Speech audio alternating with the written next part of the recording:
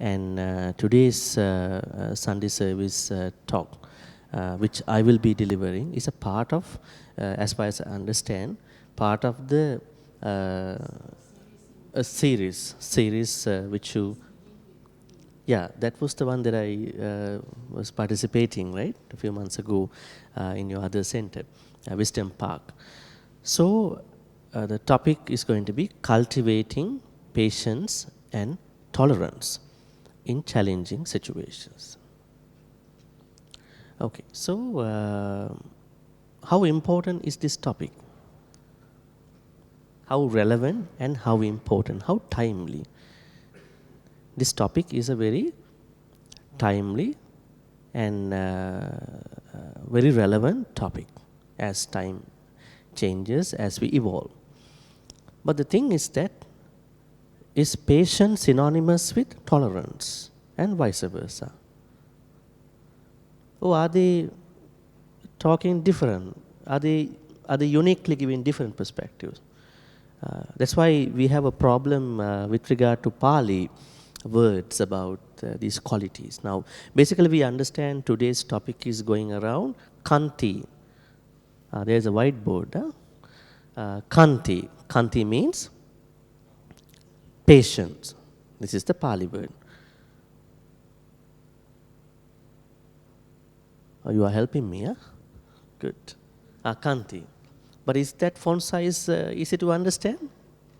Maybe he has to write a little bigger. Yes, maybe a little bit bigger font size. Kanti. I think it's not a very new word to you. This is patience. This is what we understand about patience.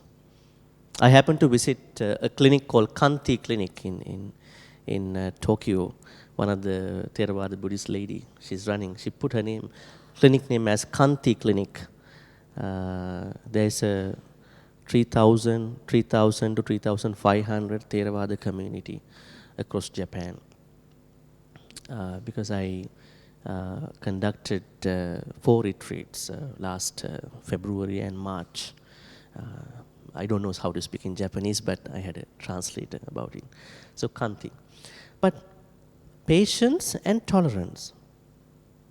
We understand tolerance and patience, they are carrying 2 different meanings in English.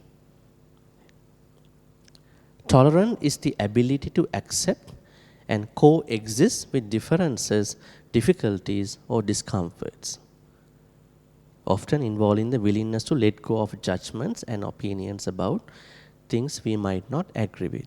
So this is about outside stuff. When you say you want to tolerate, they are mostly outside stuff, not inside stuff. You have to tolerate the outside stuff, external things.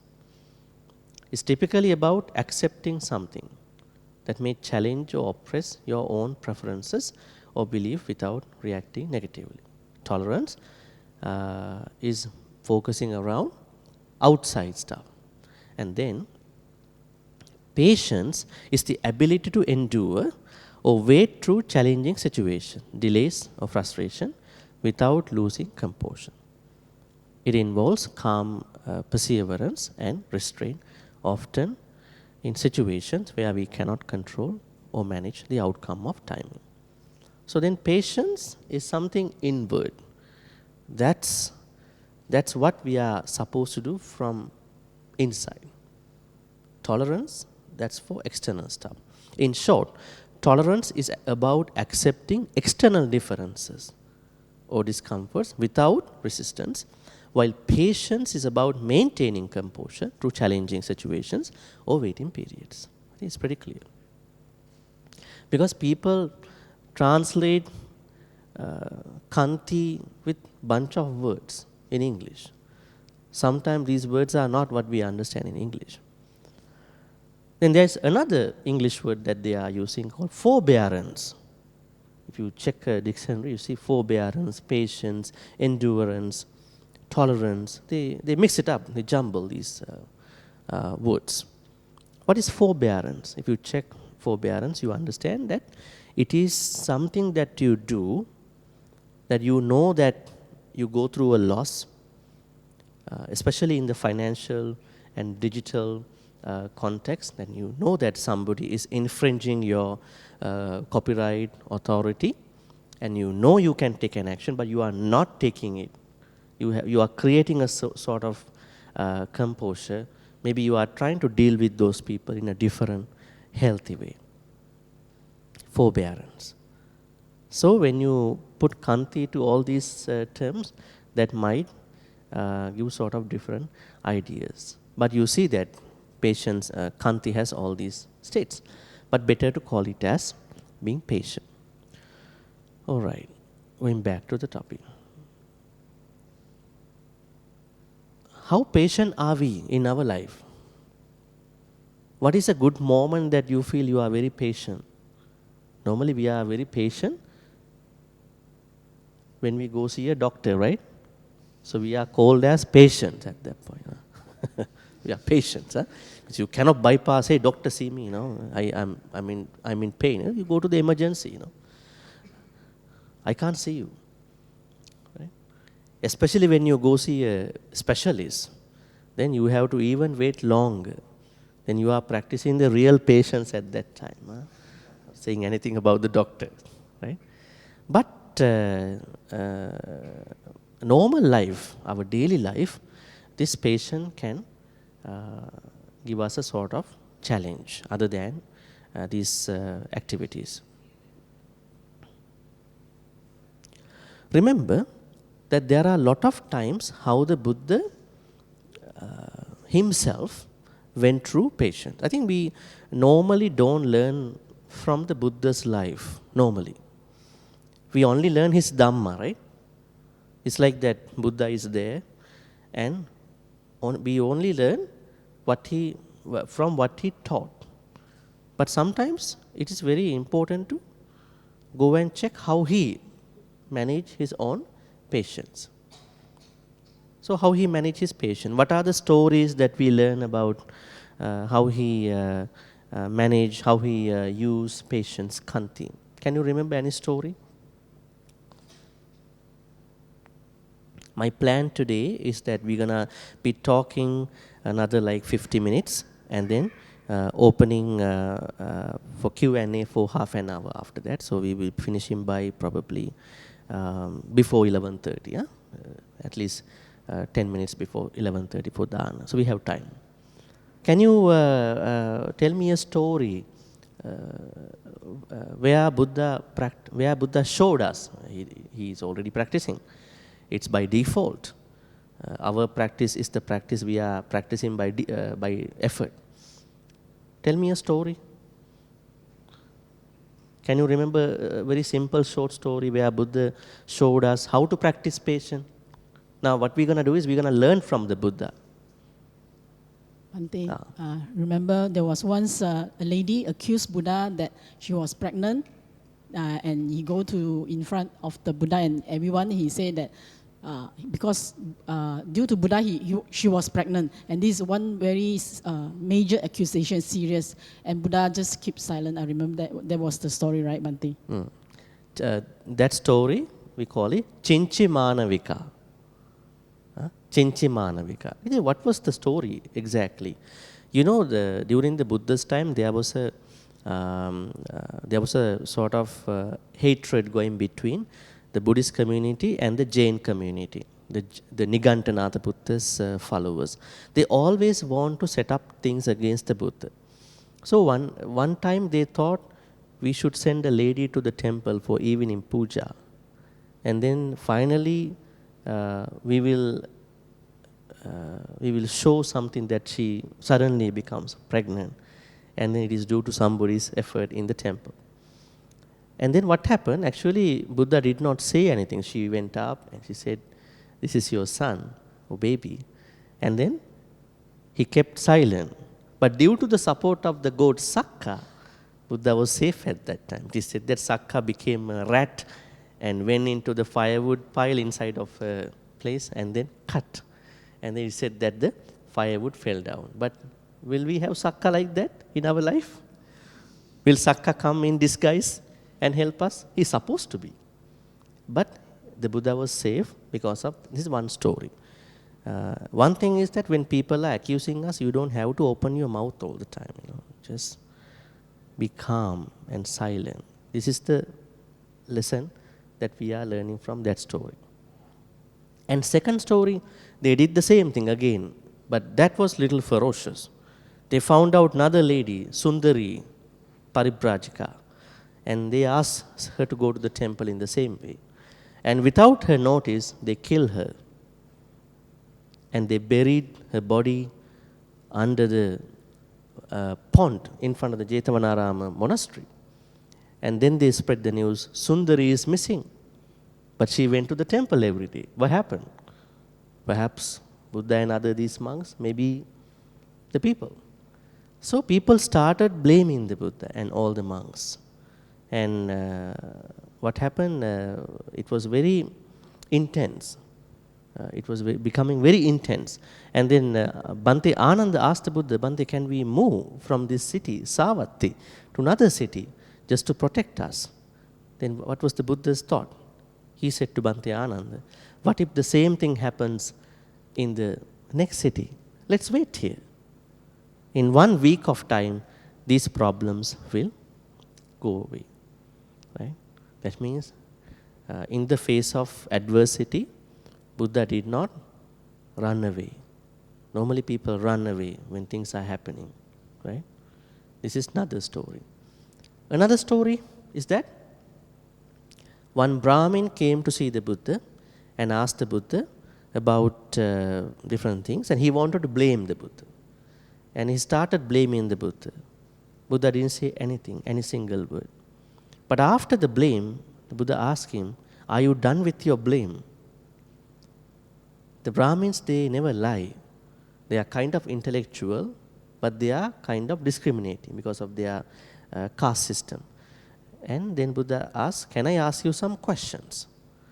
He said, okay. The first question was that, do visitors come to your house?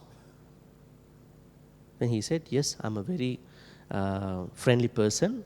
I treat visitors with food, beverages, snacks, and my house is full of guests time to time. Then what do you do when they come? Then he said, I serve them with lots of things. What if they happen to say that we just had our breakfast, we just had our lunch, we just had our brunch or supper or dinner. What are you going to do with the food, beverages you prepared? Doesn't matter. After they left, we're going to consume those food. Right? And then the Buddha said, now you gave me a nice treat today, a treat of blames. I don't want to accept that. Can you please take it back? Right? A nice way to handle these situations. So there are many stories like that. But I know the situations have evolved. We are not in the 6 BCE anymore. We are not dealing with the Brahmins anymore. We are living in a different type of world now. There are different individuals. They have different values. They have different norms about everything. So we have to understand then how to become patient in this modern living. Right? Let me ask you, what do you do when you have to go through lots of problems? Maybe when somebody accuses you, when somebody criticizes you. What is the first thing you do at this moment? I mean, so far, as of now. What is your thinking? You may have different answers for that, right? What is the usual expression that you are doing? Are you going to defend yourself? This is the normal thing, right? But we may have to defend at certain times. Because it's not good to always keep quiet. Maybe the person might be talking different other things. But we have to find out healthy ways to tackle this issue. Now let me write a couple of things, just to change your morning vibes. Right? Sitting and talking is not always nice. Okay, this way, maybe. You can see? It's good. Kanti. Okay.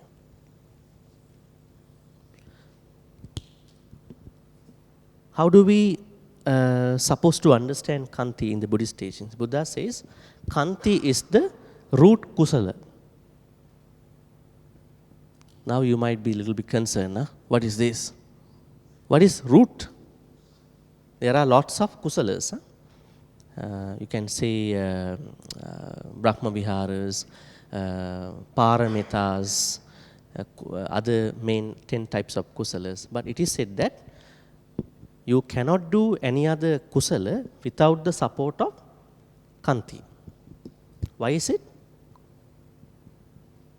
Now let's take a couple of examples. Dana.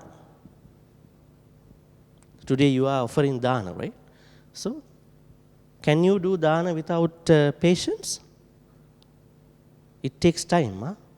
You have to be patient, you have to wait. Sometimes if you want to give a dana, you have to make an appointment in today's world, right? And then dana activity keeps going. Buddha says, in order for a dana to be successful, there are 3 times you have to be very mindful: before the dana, during the dana, after the dana. So how to stay consistent with your kusala thoughts during a dana? It is with the support of root kusala called Kanti. Why? Some people mess up. Before the dana, they are very happy.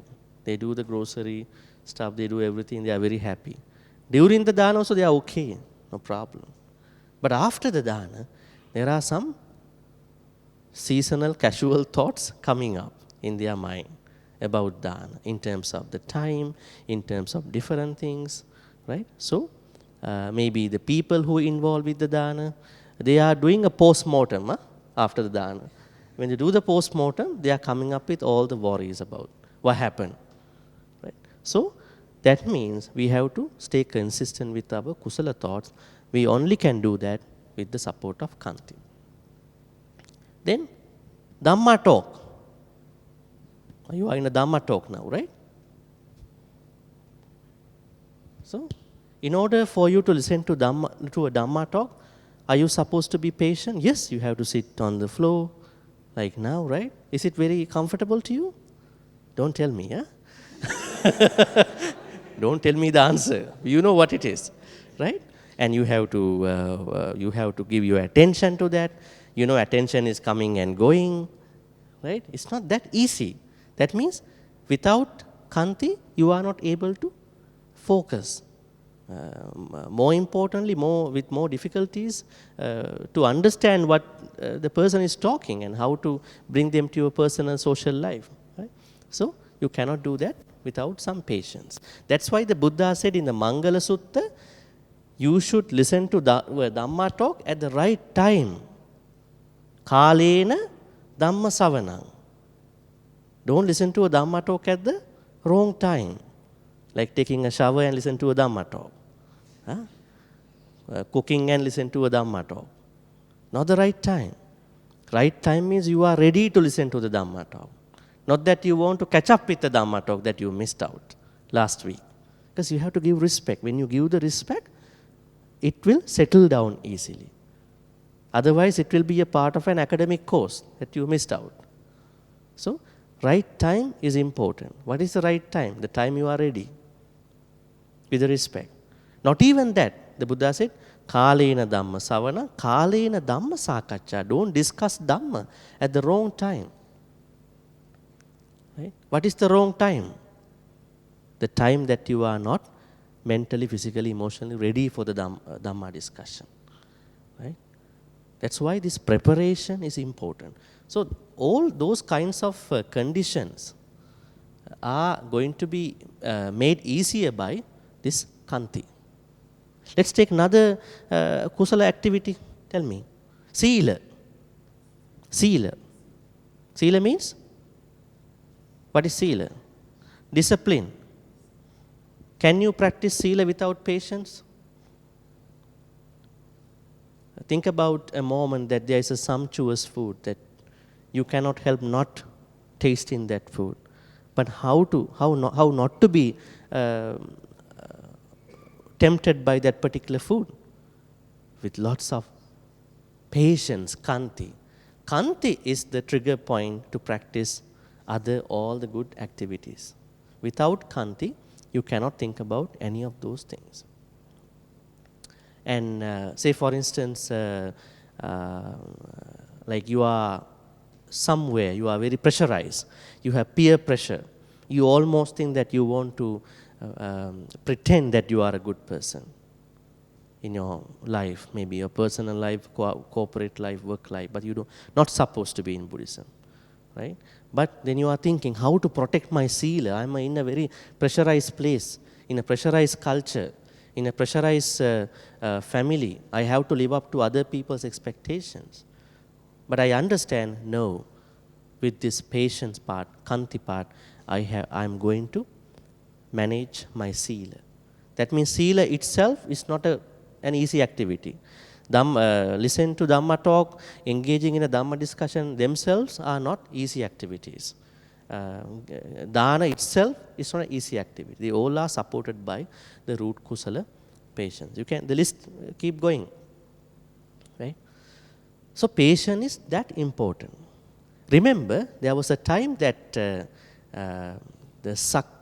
Deva and Asura were in fight. Time to time they had fight.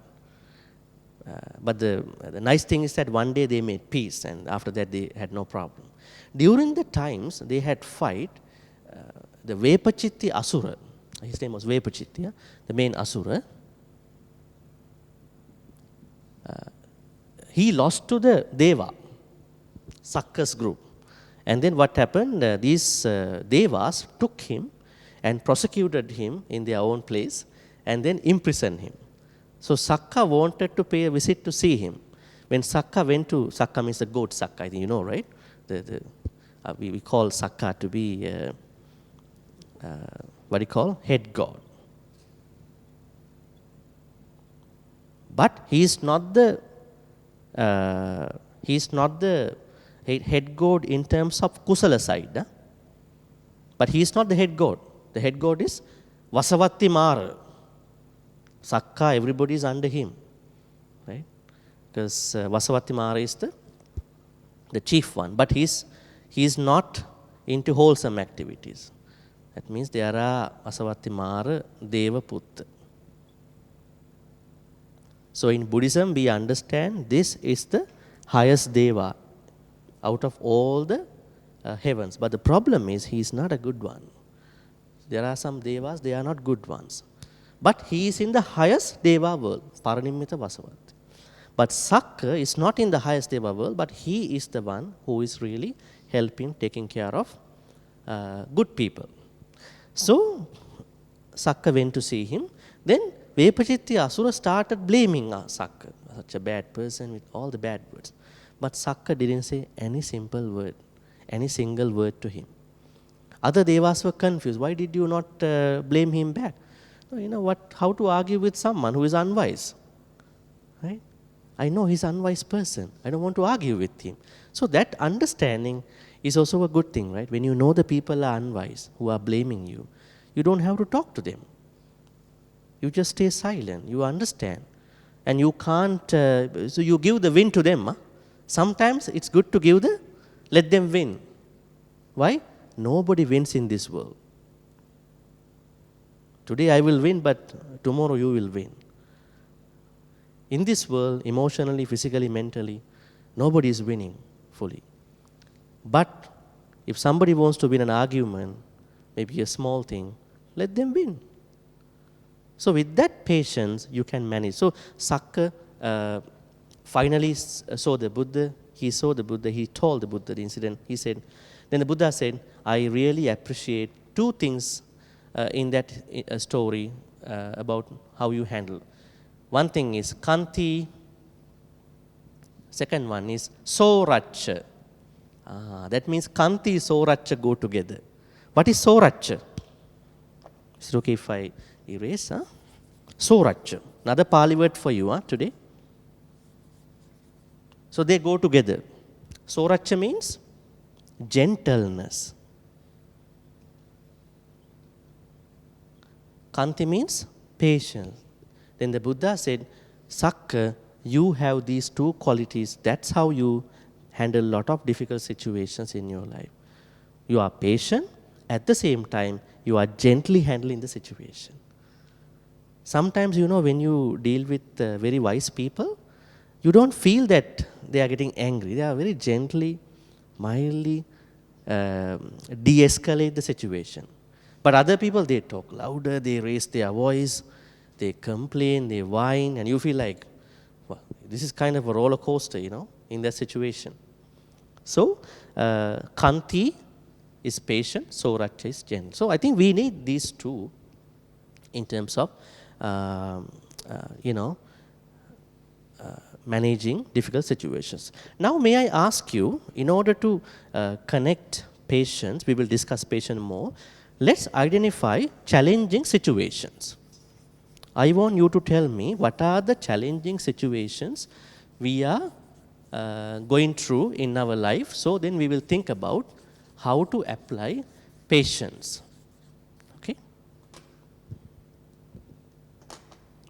Okay, what are the challenging situations in our life that we want to bring patience? Number one is personal challenges. Personal challenges. What are they? What are the personal challenges we are going through in our daily life? Huh? Yeah, those emotional things, right? Then what else? Sicknesses, okay, sicknesses. Then what else? Growth problem, huh? We want to grow personally, yeah? Mature. That will be then we will take it as personal, then professional, then financial, right? You can say it, I just took it out. Growth, and then professional mean work stuff, right? Financial, it's about money. What else? Social problems. Huh? What are the other angles to see your challenges? Personal, professional, financial, social. Then? I think these are enough at this point. So, what are the emotional challenges we are going through daily with regard to the patience? Anger. Right? Remember the story? There was a time that one yakka came to the Tavatinsa. He sat down on the sakka's seat. Other devas were very upset about it. Devas also can be upset, not only you. So then they immediately went and reported to the sakka. Somebody, one yakka, very ugly yakka, very short, ugly yakka came and sat down on your seat. Sorry to say these words. Huh? Then we asked him, don't sit on our teacher's chair, but he sat down. We don't know who that person. So they were complaining, hey, get out of this seat. Every time they complained about this yakka, that yakka become very handsome. Huh? The yakka become very handsome. He was not that handsome when he sat down. But now he's becoming, so every time, hey, get up, you are such a bad one. He become very happy and handsome yakka. Then Sakka came after some time. Sakka fell down to him, bowed to him. Yakka, please, I am the Sakka, I am the Sakka, I am the Sakka. Then yakka had to get out of the seat. Then they understood this yakka's food is anger, is an anger-eating yakka. That means there are people in this society, their food is always anger. Without anger, they cannot start the day, like people who cannot start the day without a coffee in the morning. Without the coffee, they cannot start the day. They want to have that coffee. In the same way, that yakka needs anger.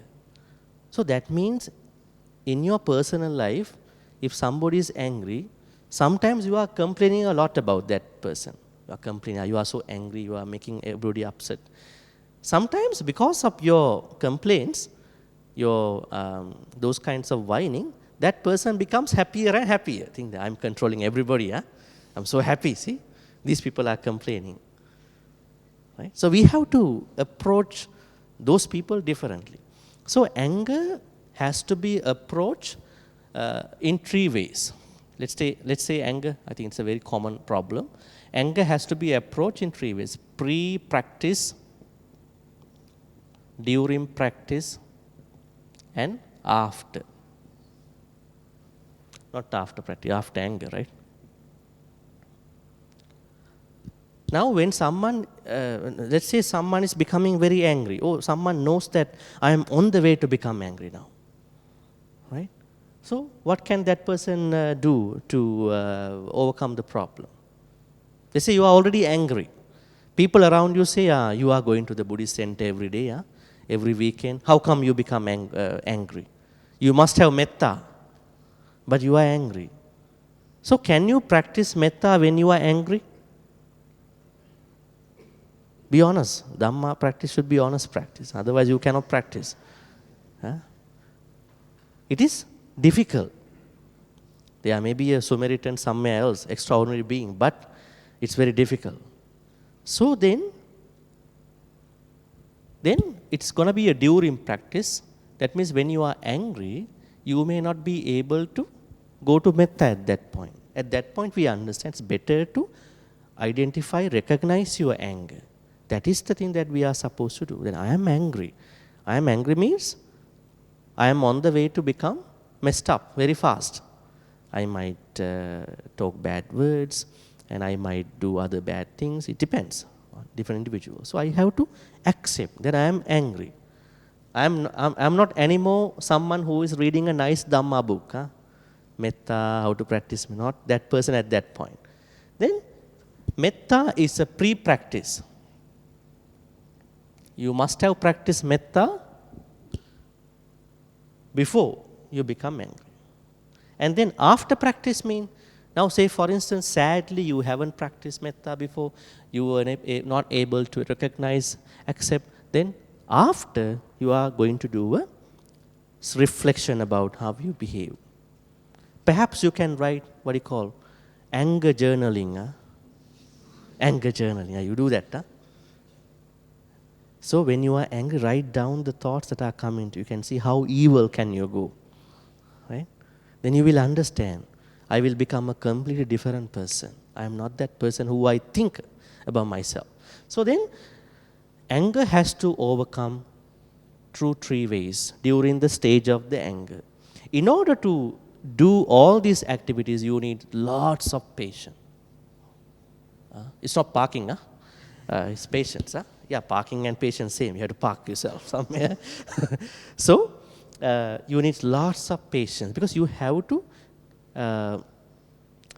give lots of patience to understand what am I supposed to do at this point and all that. Another problem emotionally that you are dealing with? Irritation. It's part of anger too. A part of those. Irritation, annoyances, jealousy. Okay, jealousy. Okay, jealousy. What is the akusala in the jealousy? Tell me. What is the akusala part? We know there are three main akusalas, lobha, dosa, moha. So, where does jealousy become a part of those three? Is it a lobha, is it a dosa, is it a moha? Miss answers. Some say lobha, some say dosa. For those who are saying lobha, how do you understand it as a lobha?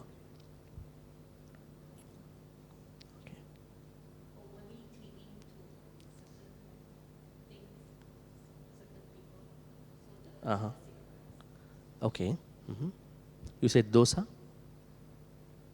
You said a wild guess, Okay. It is said that jealousy is a part of dosa.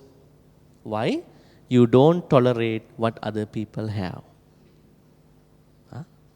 This is given Abhidhamma actually.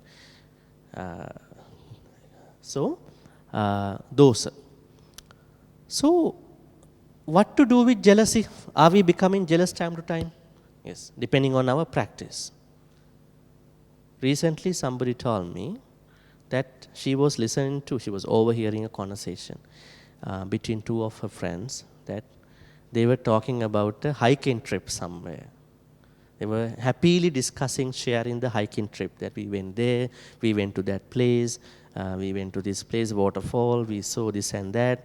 And then the problem is she became very jealous all of a sudden in a moment of time.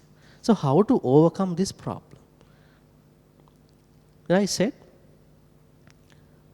we become jealous when we don't create our own happiness.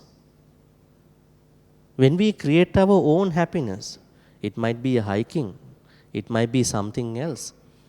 Then what happens for each and every good thing that other people are sharing in this life, we become jealous about them. So we have to create our own happiness. But creating own happiness is a challenge too, because you have to do it slowly. You can't do it overnight, right? Especially the Dhamma practice, right? You can't grow in 1 day, 1 month, 2 months, right? Thinking today you are attending a retreat, you are thinking by tonight I am going to become a Sotapanna. It's going to be a very hard thinking, right? So then if we create our own happiness, what is our own happiness? Tell me, because it's relevant to this part. How to create our own happiness? We have to understand, how can I become happy in my own way, not in other person's way. Now, what is the happiness now at this point? Being able to come and listen to the Dhamma talk now. That is your happiness. But this is changing. After the Dhamma talk, this might be changed, right? So you have to create your own happiness. Then you are not becoming any jealous about other people. Then you can truly practice the quality called, the opposite quality. The good quality of jealousy is what? Mudita. Mudita, one of the Brahma Viharas. Being able to be happy truly from the heart, not from the hands. You shake hands, congratulations, you are writing. But here, something heavy. In order to pacify here, make it lighten, make the heart lighten, we should be able to create our own happiness. Then mudita is possible. Lot of good qualities are impossible because we don't do things that are relevant to our life. Because we see everything as a reflection of our own life. So, jealousy. So, we are creating our own happiness. In order to create our own happiness, we need patience, right? Patience. Okay. Sicknesses. How to be patient in the time of sickness? How do we do that? How to be patient? Understanding your sicknesses. And this body is subject to the sicknesses. But what the Buddha said to us, we are not always demonizing the health problems, right? We are getting sick, we can get sick, we can get cancer, we can get like this and that. No, that is not our way of thinking. Because these people, a lot of people, they misuse the Pali word anicca. Something new for you today. How do they translate this Pali word in English? Impermanence. It's a very happy word to see in the morning. You wake up early in the morning. Life is impermanent. Is it a happy word? Tell me. Huh? See? Speak up. Don't just nod the head. It's not a happy word, I think. But people say, no, I have to accept this because life is impermanent. But this English word is mostly a translation that was made by these, 18th century, 19th century early European scholarship. Those people who went to Sri Lanka at that time, you know that Sri Lanka, Colombo was the administrative capital of whole Asia at that time, the British governed. And they went to certain monks, scholarly monks at that time, they somehow discussed, who they translated, parallel to the sacred books, Bible and so forth. So most of the translations that they made are Protestant translation, which have, actually we have to thank them for what they did. At least they translated to the West. Then they brought the books to London. Pali Text Society was the result of that. They Romanize all the Pali. I think you may have the collection here too. So there are a lot of confusions they created. I mean, when we look at it now, while we are thankful, grateful to them, one of the confusion is impermanence. But when you learn this Pali word from many suttas, not 1, 2, 3 sutta, okay? Many suttas across the canon and then other places, then we understand this anicca cannot be translated in a literal sense. Right? Some people do that. Some people translate Pali words literally. One good example is Kukkutarama. In Pali, there is a place called Kukkutarama. You know how they translate it? You go and check online. Chicken feet monastery. Actually, Kukkuta means, if you translate literally, is chicken feet, the rooster's feet. But this is called Attakanagara Sutta Majjhima Nikaya. Actually, Kukkutarama doesn't mean chicken feet monastery. Kukkuta means the name of the banker. Right? Now say for instance, somebody over here who has a name called, tell me a Pali word, Jyotiya. Brother Jyotiya donated the temple to some monks. Then the translations go by, the temple, what do you call? The temple of joy was donated by somebody. Right? So, Kukkutarama was translated as chicken feet monastery. Actually, Kukkutarama means the temple that was donated by the person called Kukkuta. So you can't translate that word. We don't translate the personal names. Now say for instance, Jetavanarama, Anathapindikas, we don't say Anathapindika temple. Right? Or maybe the temple where the poor people coming and eating. But how do you translate? The temple that was donated by the banker called Anathapindika. So we have to be very careful. So this Pali word or many other Pali words cannot be translated in a literal sense. Anicca in that context means change. Change. Okay. Is this a very pleasant word in the morning? Anytime? You wake up. Change. New day. New day itself. Change. Now, how to understand this broader word? Anicca has two meanings in that context. Okay. What are the two meanings? One is things are changing all the time. Things, phenomena are changing all the time. Therefore, we are enjoying or we are going through good changes, bad changes. But unfortunately, what are the changes a lot of Buddhists pick up over here? Are they picking up good changes for the most part or the bad changes? Bad changes. What are the bad changes they take it? Somebody got a cancer. Yeah, life is anicca, you know. That's why you got it. There's somebody who has not taken care of one's food habits many years. Then she end up with a certain health problem. Then somebody is asking, how are you? Not doing well, because I got XYZ problem. Why? Life is anicca, you know. I learned from a monk the other day, over there, life is anicca. I think they are misusing, abusing this concept to understanding. So, things are changing for the good side and the bad side. What about the good side changes? They are overlooking that part. What about your promotion at work? You've been waiting for 10 years. You've been working with the bad bosses for many times, but a good boss showed up and you got the promotion. After 10 years of time, the transformation is happening, good change. And in your household, your better half never appreciated you. After 10 years, she said to you that you are a good person. Oh, good anicca. Also can happen vice versa. Your husband appreciates you all of a sudden in the relationship. Right? So, How many changes are there? Maybe financial success, material success, many things. So they cannot be overlooked, good and bad changes. Somebody criticized, somebody credited me, compliment, all. This is the first context. Anicca's first context, take it as change, things are changed. Second context in Buddhism about anicca is things can be changeable. Things can be changeable. What does it mean?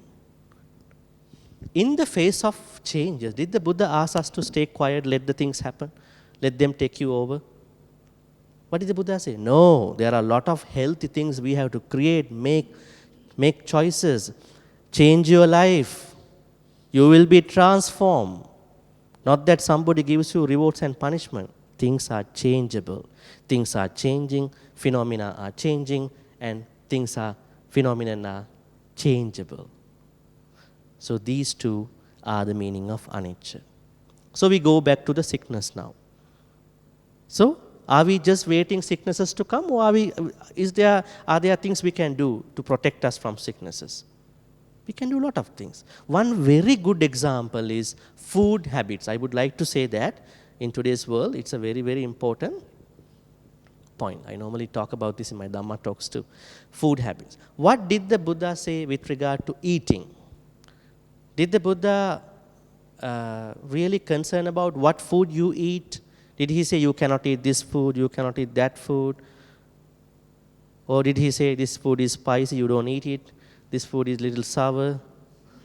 Where was his concern? His concern was the quantity of the food that we are consuming. We experience that in today's world. Almost 20 years ago, maybe 15 years ago, WHO already predicted in another 30, 40 years, their biggest problem that they are going to deal is not cardiovascular problem, not diabetes. It's about obesity. When you are obese, all the rest of the problems come to you. Because people have easy access to food. We see that. Now, eating food is not a very long experience. You just order snacks, Grab to order, Uber to order. They come at the doorstep for you, and then you consume. Maybe you put it in the fridge and you eat a couple of days this food. Eating food is not that kind of a difficult experience anymore. But 20 years ago, it's a big experience. You had to go and check, do the grocery, right? And come, cook. So the Buddha said the problem is the quantity. So we have to eat food as moderation in food. Then he said how to eat food in moderation in one of the suttas. How he said? He said, Chattaro pancha alope abutva udakam pive. That is what, it's a golden statement. He said, leave 4 to 5 mouthfuls of food.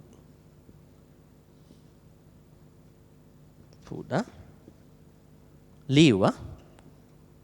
Don't fill your tummy with the food. Always leave 4 to 5 morsels of food, mouthful of food. And drink water instead. Udakang pive. Udakang means water. Then, for this amount, drink water. Why? Why did the Buddha say like this? Something even more interesting now coming up. He said, Sanikang ayung jiranti. If you eat like this, you age slowly. Is it important to you? Rocket science, What do you call? Anti-aging stuff, These are, if Buddha is talking anicca in that impermanent way, how we bring this theory, anti-aging theory? If you buy a soap, anti-aging soap, shampoo, anti-aging, conditioner, anti-aging. Why the Buddha said, if you eat by leaving 4 to 5 morsels of food, don't fill your tummy in any of your meals, drink water. That means eat less. Eat less. When you eat less, you live longer, and also you age slowly. Not that you are 30, but you show like 50 years old. Right? You can be 20 years behind your actual age. What a nice thing. 60 years old man, but looks like 40. What a nice thing. This is not against Buddhism. Because if you die early, What is the setback? What is at stake?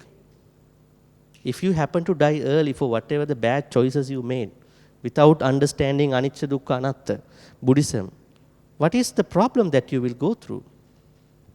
Who knows that we will be able to be reborn in a better place? Right? So that's why the Buddha said, try to live longer. It's not bad. It's not tanha. It's not craving. Because you want to do more good karmas. You want to practice more and more. Consistent, committed, innovative practice will create you that state of mind. So that means we understand sicknesses with these concepts, food and all these concepts, anicca, so that we can take care of us before sicknesses come to us. We can take care of us. Not that sicknesses come and we accept it without exception. But there are times sicknesses come to us. But by that time, we are ready to accept them. But if you don't take care of yourself, when the sicknesses come, you are not ready to accept. You are so angry. Why me? Why I got cancer? Why not the other people around me? It's very hard to accept at that point. Then you will understand, I am ready and I know why not me. I am also part of this whole cohort of, this understanding. So do your choices, make your choices, then you will be very ready by that time. Your natural sickness is coming up time. But before that, don't get the sicknesses. Be a healthy person, because we need to practice Dhamma. And then problems like growth, patience to the growth. This is a big issue in our life, right? And Sister Livina, she mentioned about one of my talks I gave here about energy part. So growth is connected to energy, virya. So we understand that to progress in our practice, it is important to stay consistent in our Dhamma practice. Not today you participate in Sunday service, tomorrow you're going to be very unwholesome. Your Monday will be an unwholesome Monday, and Tuesday also unwholesome. Then come back here on Wednesday to become whole, what you call holy and wholesome. That's not going to work. That means you have to stay consistent. But you cannot listen to Dhamma talks every day. It could be boring too, right? Right? Right? So you listen to a one Dhamma talk, you take 7 days to practice it. That's nice.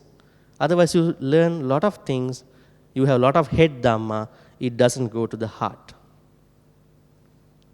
Why? You only learn. No time to practice. Right? So we have to create time for that practice.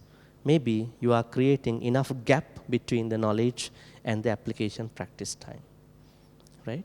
So growth is that kind of a process. Growth is a process. What are the problems with the growth?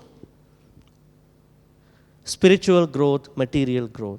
Then a good Buddhist has to succeed in material life, which is not normally discussed in many places.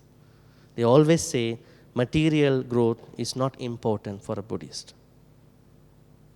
This is the idea that we feel it. So sometimes when people listen to some sharings, they turn them off from the life. We are already happy people. You are creating a mess, a new mess now. Right?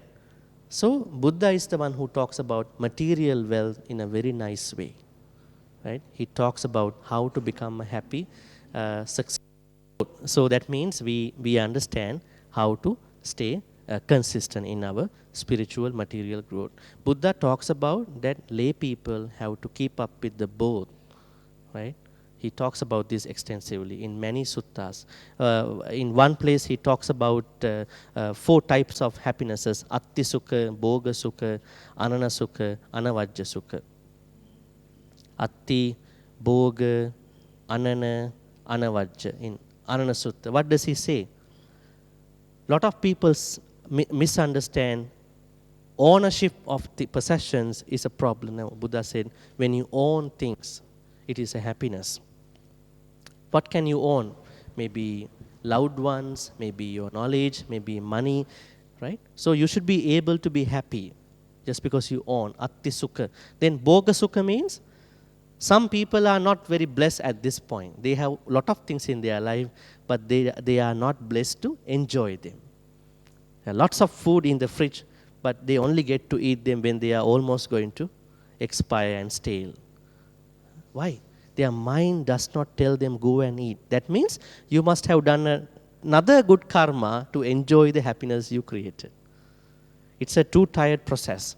Sometimes you create good karma, but there is another good karma should come to enjoy. Why is it? The Buddha says why.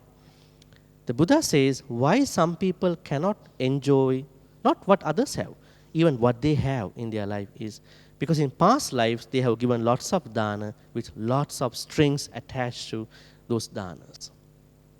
Or further dana thinking, may I become the largest, biggest deva in the Tavatins next life, right? You don't have to, because you don't have to go with the expectation part. It's complementary. It's a complementary thing. When things are complementary, you don't go order again, right? It comes in the same package. If it is raining outside, you don't have to water the garden. But somebody will say, no, I want to water as well. Raining is not enough. It's not necessary. So the Buddha said, never do a good karma with that kind of expectation. Just do it for their happiness, the people who are involved. And then anana means happiness of not having any debt to pay back. This has to be carefully understood. The Buddha said, now in today's world we may have to use credit cards, right? Now a lot of places are going to be cashless. Why? It is easy for them, and then at the same time they have a record about it. And you may have to go and apply for a mortgage, personal loan, line of credit. These are all good things, I mean, if you know how to manage your finances. But there is somebody who is buying through credit cards, don't know how to pay back. So income level and expenses level, there's a huge gap. That is a problem. So then at the end of the day, you are managing your finances very well, your possessions very well. So you are not going over on one thing. And then finally, anavajja sukha, that means you are creating money, everything through healthy ways, wholesome, kusala ways. So that means happiness of lay life and spiritual life. So that growth has to happen with lots of patience, not in 1 day, 2 days. Professional life, work life, there are problems, competitions, promotions, demotions. We need to bring lots of patience to understand and then keep up with what's happening, those dynamics in the workplace. Financial life, money. Sometimes in today's world, money is something like fluctuating. You are not getting paid enough sometime. You want to look for more money, right? And people are not happy about what they are earning. They may go for black money. They may go for easy money. But you think, no, I have to stay on to wholesome, ethical money, like what the Buddha said. Social life, what are the problems with the social life? How to become patient? Just because of our looks, our appearance, our gender, our sexual orientation, your relationship norms, how many times you are becoming discriminated in the society? How are you going to take this criticism? We need lots of patience. I'm not going to argue with these people. I understand.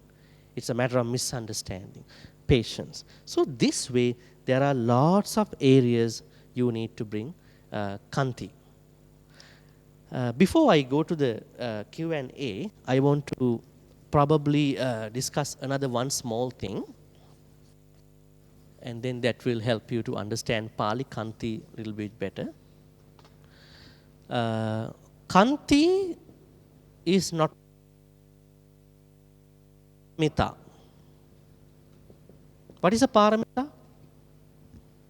Paramita means paramita. Theravada, early Buddhism has paramita, Mahayana Buddhism has paramita. Paramita means our overall spiritual practice has been quantified by the amount of quality about our practice. Let's say you practice dana, that dana practice has to be quantified. When it is properly quantified, you are reaching the pinnacle of dana. Let's say this is dana practice. This is sila practice. This is what you call wisdom practice, what you call panya. There are 10 like that. So some are only barely making dana practice here. They are not going to the pinnacle here, right? Paramita means at the end of your life, for your next life, maybe your sansaric life, your normal qualities, what you call those kusala qualities, are quantified. When it is quantified, they are quantified by paramita. Misusing word is perfection. We would like to take it as fruition of your good qualities. Now, you can see that there are paramitas, numbers of paramitas. I think you may have listened to many Dhamma talks about paramita, aren't you? How many paramitas are there? This is not a teenager's classroom, right? I mean, I just don't want to go for the numbers. There are 30 paramitas. This is one set. There are 20 paramitas. There are 10 paramitas. If you want to become an arahant, you must practice 10 paramita. If you want to become a Pacheka Buddha, you must practice 20 paramitas. Become a Samma Sambuddha, like a Bodhisattva, 30 paramitas. Now the list is, let's go by the list. Dana, Sila, Nekkamma, then Panya, Viriya, then 5 done, Viriya, Satcha, Aditthana, Kanti, Kanti, our topic, Kanti, Metta, finally, Upekka. Let me explain to you. Dana means generosity, Sila means morality, Nekkamma means renunciation, Panya wisdom, Viriya energy, Satcha truthfulness, Aditthana determination, Kanti patience, Metta unlimited friendliness, loving kindness, Upekka equanimity. Now you can see Kanti is over there. Now how does the list become 20? When you want to become an arahant, you only practice Dana Parami.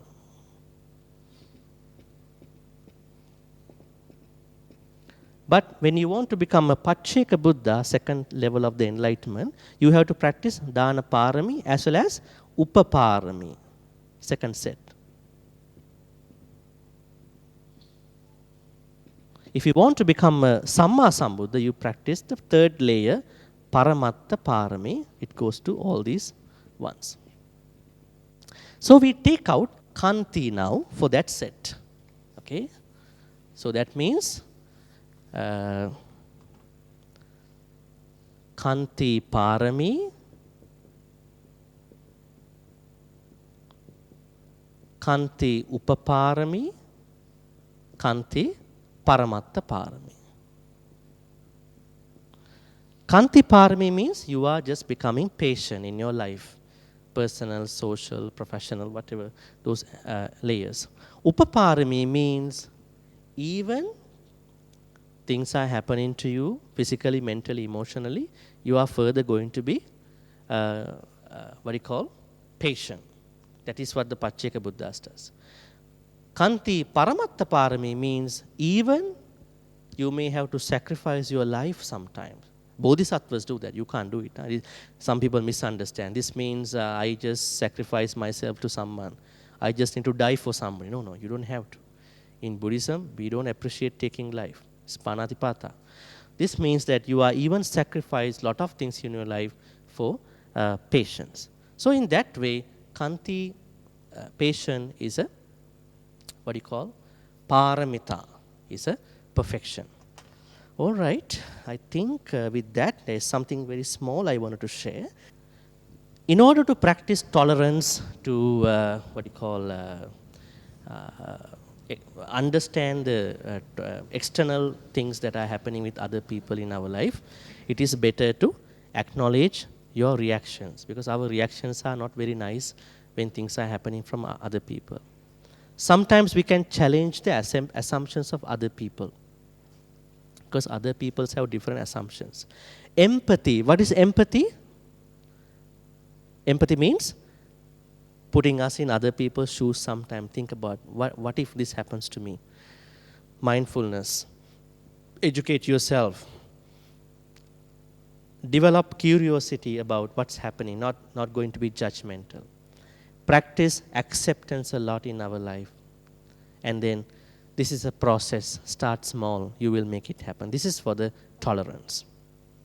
Don't worry, I can share the block later. Then what about patience? In order to practice patience easily, we have to find out the impatient triggers. Why am I getting, what are the triggers in my life when I am impatient? I have to understand. Maybe I am rushing, I am trying to put blame on other people. What are my own triggers? My triggers might be not your triggers, right? So you understand your own triggers of impatience. Mindful breathing is such a nice thing when you are impatient. Huh? How to do it? You are going to do Anapanasati meditation little bit, see, and you see your breaths are going to be different. You can't talk, you lose your voice, and then heavy breaths. You think something wrong happening to me. Then it's easy to understand that I am affected by something, that I need to de-escalate myself. Then break the situation down in whatever other way. Shift my perspective. Sometimes it's not the event, it's my bad thinking. My thinking is bad, the way how I look at people, the way I look at my household people, others. And reflect on past experiences. Think about a moment, an event where you screwed up when you were impatient. You did a lot of mess with other people. Think, I don't want to let it happen again. Because I know I really hurt other people. And I hurt myself too. So I want to learn from my past. Gratitude is a very good way to become patient. You don't mind sitting here for 3-4 hours, huh? Grateful to the Buddha. You feel happy about it. Gratitude. And you think that you want to say something, talk back with someone. No, I have to be grateful. Like what the Buddha said. There are people who we cannot practice metta, right? Sometimes. Then what can we do to those people? How to practice metta? Oh, we only practice metta to the people we can practice metta. No, Buddha said there is a way to practice metta for challenging, difficult people. How to do it? The Buddha asked us to think. You have to think whether this challenging person has done even a small favor, at least a smile to you when you were going here and there. At least a smile to you. Then you find out he has not even smiled with me for many years. What a pity situation, huh? Then the Buddha said, then go to the second consideration. Then you think about, okay, she didn't help you. Whether he or she helped somebody else, at least you witness he or she smile with like an organic smile, organic, a normal smile, like no sarcastic smile, organic smile to other person. Perhaps you find out, perhaps you don't find out. See? Then you don't even find out. This person is not smiling with anybody. Very, very cold character, right? Then, what could be the third one? Then the Buddha said, doesn't matter. Then you can do something. You can wish, may wisdom arise in you one day to understand yourself. Then you, thinking thus, you can give metta to that person. That means we cannot exclude anybody in our practice. If you exclude, it is your bad thinking. It's not the sutta or text bad thinking. So that means that gratitude is important. That gratitude can help patient level, change all the other things. Self-compassion. Now, what is happening when we are struggling with anger, jealousy, frustration, disappointment, so on and so forth, impatience? We are torturing us. If you have blood pressure, you see how it goes up. You can see, you are checking your blood pressure. And you see not even that you are going to make a mess with that particular one. The next moment you are going to a grocery shop, you are very angry, and you may say bad things to some people over there in the shop. Suddenly you're getting a call from a very good friend. You are talking very badly with that friend too. It affects. The ripple effect is so dangerous. So you think, I have to be kind to myself. The first thing in the morning, I'm kind to myself before thinking about other people. Like what the Buddha did. Early in the morning, he woke up. What he did? He had a wish in the morning. Who am I going to help today? That is what he does once he woke up. But what are we going to do? What are many people doing in today's world sometimes? Who am I going to disturb today? Who am I going to pick on today or bully today? They are finding the bullies, potential bullies out there in the classroom, outside, workplace, on the road, in the family. Why? Because we don't learn from the Buddha. We don't know what the Buddha did. We always go to very high-end Dhamma matters. We have to be kind to others. How to be kind to others without being kind to us? I love myself. I am kind to myself. So when you have that, you know it is not necessary to become impatient. It's because I am the one who is torturing at the end. Delay gratification, because instant gratification is something that gives us lots of impatience. So what can we do? Perhaps we can, delay our gratification. I don't have to gratify myself very fast. Finally, use a timer. This is something that you can do as a normal practice. You can see, like the marshmallow theory. Like a long time ago, there was a video. There was somebody who was giving 2 marshmallow to a baby. If you don't eat this one before I come, I give you the other marshmallow. The baby is struggling a lot because I want to eat 2 marshmallow. But finally, he made it. Then he's waiting until the father is coming back to give the 2 marshmallow. So I think that kind of waiting is not bad. Sometimes we wait to become successful. We will be rejected by many. But that wait is the golden wait.